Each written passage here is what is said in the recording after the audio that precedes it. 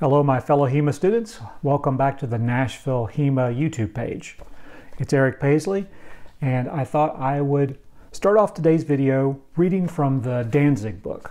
Alexander and Chris are going to show this in detail, but I thought it would be helpful to look at it in context first from the source material.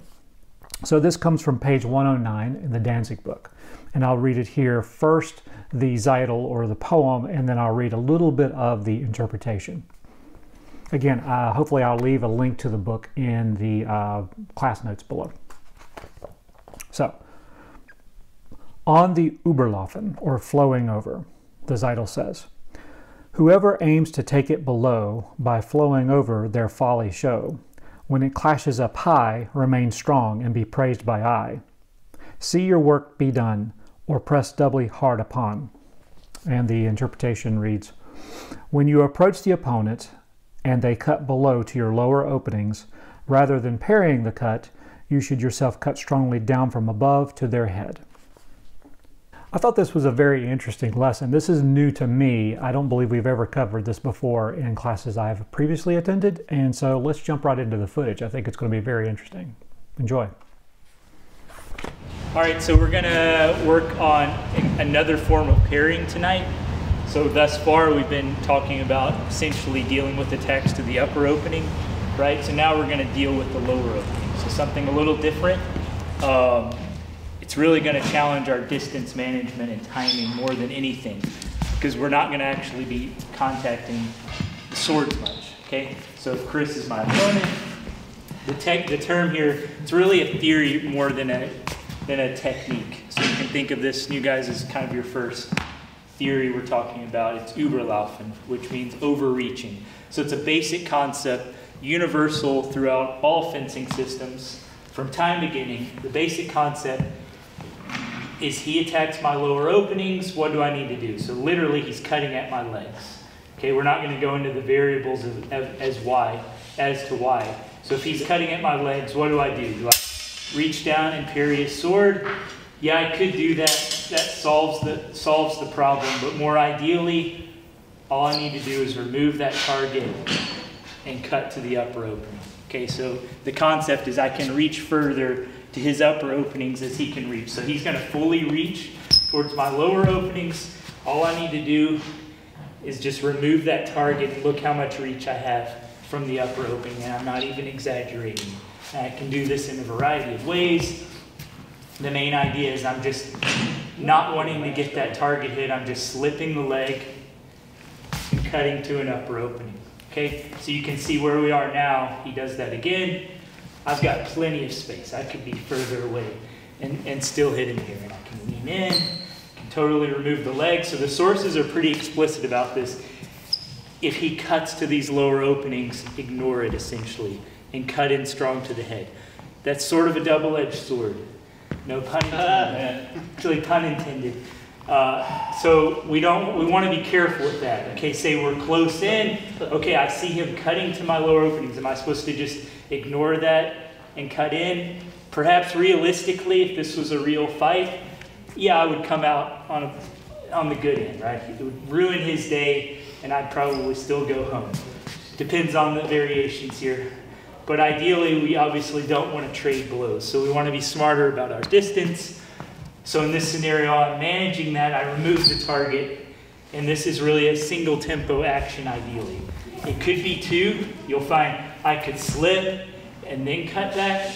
The problem there is he has time to deal with that attack, right? The likely thing would be he cuts. I just avoid it, take my time. No, he's likely to parry it. Parry or get out of the way of that, okay? So we're going to do this basically in a single time. So I'm going to be here. I'm going to start. So for the drill, we're both going to start.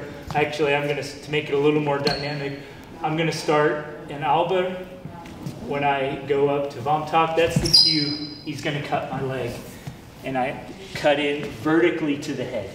So we're getting maximum reach on the sword and leaning in. A lot of ways we can do this with our feet. The simplest way we're going to start with is just slipping our left leg and leaning in. Vertical cut. So this is more of a, it's mostly a distance and timing technique, really. That's what the main thing we're focusing on. And it's not that what I'm doing is a necessarily bad thing. He makes a motion, I see an opening presented, and I'm attacking that opening after his movement, which in most cases would be a wise thing to do, but because I chose the lower opening, I'm at a disadvantage if he does this technique. So again, if you're the person on this side of the drill, you're watching them, and you're waiting for that opening, and you're like, oh, there's an opening,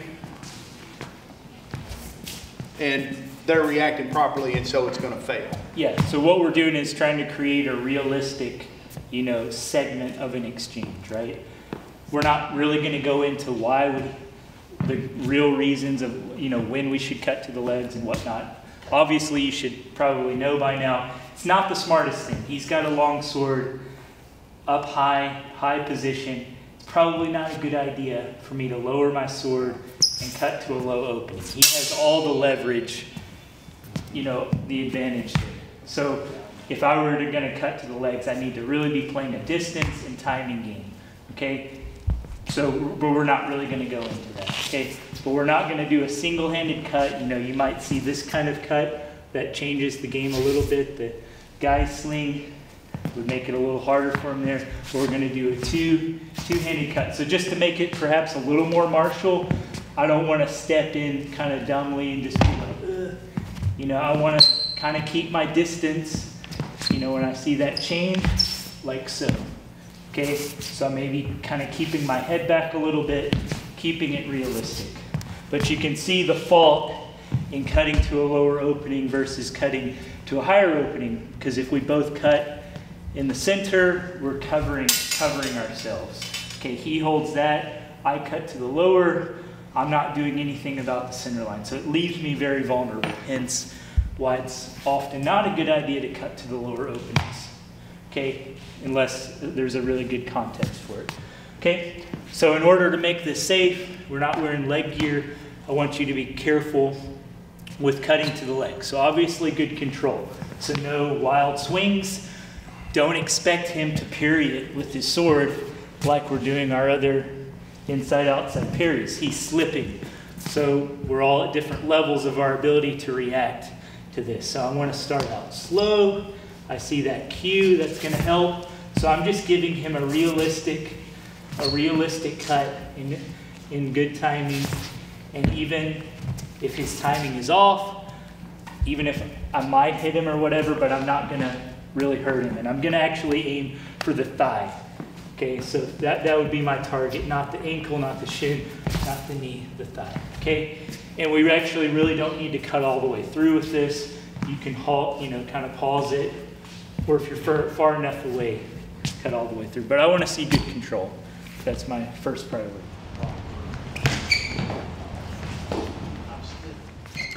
So I wanted to also, as I did last time, highlight a couple of fencers I thought did a really good job. Here we see Donald on the right and Gerard, one of our newer students, on the left. And you can see that they're executing, I think, the play very, very, very well. Gerard's doing a great job of avoiding that knee and striking to above. So let's take a look.